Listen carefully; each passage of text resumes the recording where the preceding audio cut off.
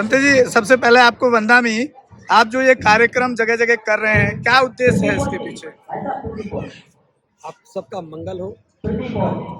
जो कार्यक्रम कर रहे हैं इसका उद्देश्य यही है कि जो बाबा साहब की मौत में भारत की परिसंकटना थी वो लोगों तक जाए और उनको ठीक से समझ में आए कि उन्हें करना क्या चाहिए। अगर कार्यक्रम नहीं होंगे तो सभी लोग समझ नहीं पाएंगे।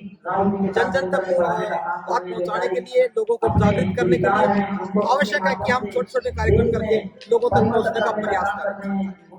तो ये जो प्रयास है, अभी तक लोग कार्यक्रम तो कर रहे थे लेकिन उस कार्यक्रमों में विचारधारा नहीं होती थी, या यूं कहें कि लक्ष्य स्पष्ट नहीं होता। सारा समय मुख्य अतिथियों का सम्मान करने में, मुख्य अतिथि का भाषण सुनने में इसी में लग जाता है। तो धम्मभूमि के प्रयासों से अपने देश में एक विचार स्थापित हुआ है। कार्यक्रम चाहे छोटा हो चाहे कार्यक्रम बड़ा हो, हमें अपने लक्ष्य को निर्धारित करके सुस्पष्ट मार्ग पर चलना चाहिए और धम्मभूमि इस समय जो बनता है सभी लोगों को सुस्पष्ट मार्ग प्रशस्त कर रही है। बंते जी, अक्सर ये देखा जाता है कि बहुजन समाज की बात करते हैं लोग और महापुरुषों की बात भी करते हैं, लेकिन जब हम बुद्ध धम्म की बात करते हैं तो बुद्ध धम्म की तरफ झुकाव बहुत कम नजर आता है। इसके लिए क्या प्रयास रहेगा आपका? कारण यही है कि लोग खुद की ओर प्रेरित नहीं हुए, क्योंकि सही नेतृत्व धम्म का नहीं था। कोई बहुत भिक्षु तो थे लेकिन बहुत भिक्षु लोगों को नहीं समझा पाए कि धम्म में क्यों आना चाहिए, बाबा साहब ने बुद्ध की शरण क्यों ली। ये कोई स्पष्ट बताने वाला नहीं था। जो पहली पीढ़ी आई या दूसरी पीढ़ी आई, उन्होंने भिक्षुओं से संस्कार तो करवाए लेकिन भिक्षुओं से धम्म का ज्ञान नहीं लिया। और ये बात हमारी समझ में आई कि संस्कार तो उपासक को ही करवाना चाहिए। तो हम सब लोग संस्कारों से बाहर निकल करके धम्म देशनाओं के माध्यम से जन जन तक धम्म पहुंचाने के लिए प्रयास करने लगे। इस प्रयास का परिणाम आप देख भी रहे हैं कि लोग बड़े पैमाने पर उसके मार्ग पर चलने लगे हैं और धम्म की बात होने लगी। बंते जी, मैं जो अगर हम वर्ल्ड वाइड बुद्धिज्म की बात करें तो वहाँ के जो भिक्षु हैं वो गली गली भिक्षा के लिए जाते हैं और इस तरीके से वो पूरे वर्ल्ड में उसको फैलाने में कामयाब हुए, लेकिन यहाँ भारत के अंदर ऐसा नहीं दिखता है। इसके पीछे क्या कारण है? इसके पीछे कई कारण। पहला कारण तो ये था कि भारत में बुद्धिस्ट नहीं थे। कहीं एक बुद्धिस्ट मिला, कहीं दो बुद्धिस्ट मिले, तो उससे बात बनने वाली नहीं थी। एक संकोच कि भिक्षाटन करेंगे तो कहाँ जाएंगे, कौन पहुंच देगा। तो उस समय वो लोग भिक्षाटन नहीं कर रहे थे। आज धम्मभूमि ने इस बात को समझा है और आपने देखा होगा कि नवंबर के महीने में जो बिलासपुर में एक बहुत बड़ा सामने पहुंचा शिविर हुआ था, उसमें हमने भिक्षुओं को भिक्षा पात्र दिए थे। और ये भी मैं बताना चाह रहा हूँ कि भारत में पहली बार भिक्षा पात्र बना है, तो वो भिक्षा पात्र हमने भिक्षुओं को उपहार में दिया। इसके साथ साथ अभी कल ही आ गए जयपुर में 17 भिक्षुओं को भिक्षा पात्र और जीवन दान किया। तो हमारा प्रयास है कि सारे भिक्षुओं के पास भारत का जीवन हो, उनके हाथ में पात्र हो और वो भिक्षाटन करके भोजन की व्यवस्था करें। और निश्चित रूप से अब कुछ भिक्षु इस काम को करने लगे हैं और जो सबके पास पात्र आएगा, आज बड़े पैमाने पर बहुत भी है, भिक्षाटन समस्या नहीं रहेगी। वो हमसे बहुत आगे हैं, इसलिए वो ये काम कर रहे हैं। भारत के लोग तुरंत पीछे थे, देर से सही लेकिन सही शुरुआत भिक्षाटन करने लगे। तो देखता हूँ जो पंडित है या पुजारी कहा जाता है, वो चाहे वो अनपढ़ है, गंवार है, पढ़ा लिखा भी नहीं है, लेकिन फिर भी अपने गेरुआ कपड़े पहन करके गली गली में सुबह निकल जाते हैं। चाहे उसे खाना मिले या पैसा मिले नहीं मिले, हर गली मोहल्ले में निकल जाता है। तो शायद ये कारण है कि इनका ज्यादा बढ़ते चला गया और हमारे गली गली जाने का काम नहीं करता। उनकी संख्या ज्यादा है, की तुलना में उनकी संख्या कई गुना ज्यादा है। जिनका परंपरागत काम है, वो हजारों साल से यही काम करते आ रहे हैं। उनके काम को समाज की स्वीकार्यता भी इसलिए कर पा रहे हैं। लेकिन बुद्धिज्म का काम ना तो परंपरागत है, ना यहाँ स्थापित है और ज्यादा संख्या में नहीं है। आज दिल्ली में अगर बात करो तो मुश्किल से 50 भिक्षु भी नहीं होंगे। वो एक आदमी ने आमंत्रण दिया, उसके घर में खाना खा लिया, बस वहीं तक सीमित नजर आते हैं। लेकिन अब है, अब दौर आएगा, भिक्षु भी बढ़ेंगे, भिक्षा पात्र भी हाथ में होंगे और भिक्षा कर भी होंगे। अच्छा घंटे जी, एक चीज क्योंकि आप धर्म पे हम ज्यादा बात करेंगे ज्यादा अच्छा रहेगा। एक बड़ा कंफ्यूजन मैं देखता हूँ, कुछ लोग बुद्ध को तथागत बुद्ध बोलते हैं और कुछ लोग भगवान बुद्ध बोलते हैं। इसमें कोई डिफरेंस है? भगवान बोलना ज्यादा सटीक है या तथागत बोलना ज्यादा सटीक है? ऐसा है, बुद्ध को बुद्ध ही कहना चाहिए। हम उसको कुछ भी नाम देंगे तो हम डाइवर्सन नहीं करते। तथागत जी का इस सिनोनिम है, लेकिन हमें बुद्ध को बुद्ध ही कहना चाहिए। और बुद्ध को भगवान कहते हैं तो कंफ्यूजन नहीं पैदा होता। बुद्ध को किसी भी दूसरे नाम का अलंकार की कोई आवश्यकता नहीं है। बुद्ध एक उपलब्धि है, उससे बड़ा कुछ भी नहीं है।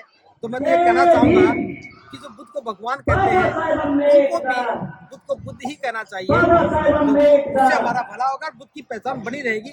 आज भगवान कहेंगे, कल कुछ और कहेंगे, फिर कुछ और कहेंगे, तो उससे डिग्रेडेशन होगी। दूसरा भगवान कहने से दूसरे भगवान भी इकट्ठे हो जाते हैं, उस भीड़ में बुद्ध भी खड़े हो जाते हैं, ये ठीक नहीं है। मतलब मैं इसको ऐसे देख पा रहा हूँ जैसे कि अब कुछ लोगों ने, जैसे हिंदुओं में कथाएं होती हैं, बुद्ध कथा के रूप में गांव में कई जगह ऐसा प्रचलन, मतलब उन्हीं की एक संस्कृति को यहाँ पर लाने की कोशिश। देखिए, आपने देखा होगा जब किसान खेत जोतता है, बीज बोता है, तो पहले बीज डालता है ताकि फसल हो जाए। बीजों के साथ खरपतवार भी होती है, लेकिन खरपतवार समय के साथ काटती जाती है, नष्ट हो जाती है, मकसद फसल पैदा होना। तो कथा हो गई, कठोर बातें हो गई तो होंगी, लेकिन समय के साथ जब लोगों को समझ में आएगा कि धर्म क्या है, वास्तव में सधर्म क्या है, तो फिर उस दिशा में आएंगे और निश्चित रूप से अच्छे कार्यक्रम भी होने लगेंगे। फिलहाल जो लोग कर रहे हैं वो भी बुद्ध को आगे बढ़ाने का काम कर रहे हैं, धर्म की चर्चा को आगे बढ़ाने का काम कर रहे हैं। हम सबके लिए साधुवाद ज्ञापित करते हैं। भंते जी, जैसे कभी हम जब भंते जी का वो कर रहे हैं, उनको मतलब एक रेस्पेक्ट देनी है, तो कई लोग बोलते हैं नमो बुद्धाय, और मैं जहाँ तक पढ़ा हूँ समझ पाया हूँ कि वंदामी धर्म के हिसाब से वंदामी होना चाहिए। तो यहाँ पर भी कोई बदलाव होना चाहिए कि नमो बुद्धाय ज्यादा ठीक है या वंदामी ज्यादा ठीक है? ऐसा है, अगर हम बोलते हैं नमो बुद्धाय तो नमो बुद्धाय का अर्थ है हम बुद्ध को नमन कर रहे हैं। अगर कोई मुझे कहता है कि भंते जी नमो बुद्धाय, तो मेरा भी फर्ज ये होगा कि मैं भी बुद्ध को नमन करता हूँ, मैं भी नमो बुद्धाय बनूंगा। जब नमन बुद्ध को है तो उपासक भी बुद्ध को नमन करता है। कोई कहता है कि बुद्धा भी बनते, तो भंते जी मैं आपका अभिनंदन करता हूँ, तो उसमें बुद्ध गायब हो जाते हैं, उसमें बुद्ध दिखते नहीं। ठीक है, बुद्ध का प्रतिनिधि है, वंदना भी गलत नहीं है, फिर भी मैं तो ये कहूंगा कि हमें नमो बुद्धाय ज्यादा उपयुक्त लगता है।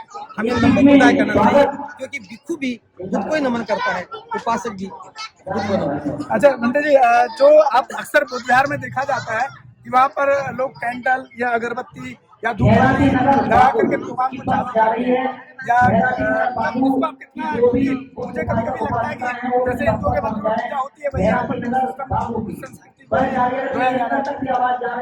समाज केवल ज्ञान से नहीं चलता है, समाज केवल ज्ञान से नहीं चलता है, समाज परंपराओं से चलता है। सीखने की प्रक्रिया है वो परंपराओं और प्रतीकों से होती है। तो कैंडल एक प्रतीकात्मक है, उसमें भावना रहती है, वो सीखने की भावना है, और ये प्रतीक होने ही चाहिए, क्योंकि सब जगह बोल के नहीं बता सकते। जैसे मान लो हमने पीपल का पत्ता रख दिया, वो प्रतीक है बोधि वृक्ष का। हमने पंछी का झंडा लगा दिया, तो झंडा बोलता कुछ नहीं है, लेकिन वो प्रतीक है बुद्धिज्म का। झंडे की भावना में सारा दर्शन छुपा है।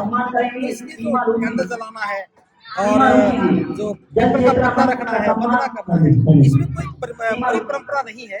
और ये तो हर समाज की अपनी ट्रेडिशंस होती हैं, एक पीढ़ी से दूसरी पीढ़ी तक प्रतीक भी ट्रेडिशंस भी ट्रांसफर होते हैं, तो करना ही चाहिए। लेकिन मेरे हिसाब से बुद्ध जो है उन्होंने तो इस पर क्या बता रहा है, जो उनको खीर वाला जो कहानी है, आई थिंक वो सभी समाज जानता है, जो महिला ने खीर आई तब उन्होंने डिसाइड किया।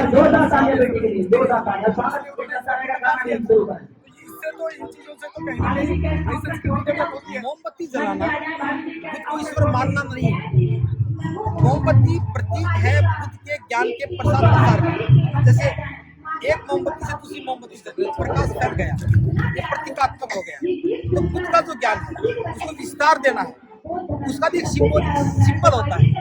हम कैंडल प्रज्वलित करते हैं तो मन में भाव रहता है कि जिस प्रकार से दीप जला है, कैंडल से कैंडल जली है, प्रकाश बढ़ा है, उसी प्रकार हम भी अपने ज्ञान को एक व्यक्ति से दूसरे व्यक्ति में बांटें और उनका भी जीवन प्रकाश में हो जाए। तो प्रतीकात्मक बातें हैं और प्रतीकात्मक बातें ठीक से समझ में आ जाती है।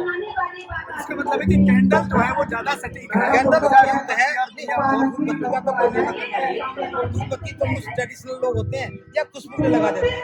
धूपबत्ती का कोई प्रार्थना करते नहीं, ये तथागत आपकी स्तुति गान करते हैं, ऐसा नहीं करते। बुद्धिज्म में कोई आरती नहीं है, वो स्तुति गान नहीं है। बुद्धिज्म के सामने बैठ करके हम 5 ग्रहण करते हैं, संकल्पित होते हैं, बुद्ध के धम्म के संग के गुणों को समझते हैं कि बुद्ध में ये गुण है, धम्म में ये गुण है, संग में ये गुण है। तो ये प्रतीकात्मक चीजें हैं, तो वंदना और पूजा में बहुत हमारे चैनल बहुजन दस्तक को लाइक, शेयर, सब्सक्राइब देखना मत भूलिएगा। जय भीम, जय भारत, जय संविधान, नमो बुद्धाय। धन्यवाद। चैनल आर्थिक समस्या से गुजर रहा है। अगर आप बहुजन समाज में बाबा साहेब अम्बेडकर और तथागत बुद्ध की विचारधारा को अधिक से अधिक लोगों तक पहुंचाना चाहते हैं तो हमें आर्थिक सहयोग प्रदान करें, ताकि हम अपने चैनल के माध्यम से देश विदेश में समता, बंधुता, एकता और संवैधानिक अधिकारों को ज्यादा से ज्यादा लोगों तक पहुंचा सकें। आप अपनी सहायता राशि नीचे लिखे खाते में जमा करा सकते हैं। खाता धारक गौतम रत्ना, खाता संख्या 316957686551, IFSC कोड SBIN 0060336, बैंक भारतीय स्टेट बैंक। आप हमारे बैंक खाते का विवरण स्क्रीन पर भी देख सकते हैं। जय भीम, जय भीम। मैं गौतम रत्ना आपका बहुजन फिल्म प्रोडक्शन में स्वागत करता हूं और आप हमारे प्रोडक्शन हाउस के अंदर अपना कैरियर बना सकते हैं as a film director, as a producer and actor and actress and editor and cinematographer also.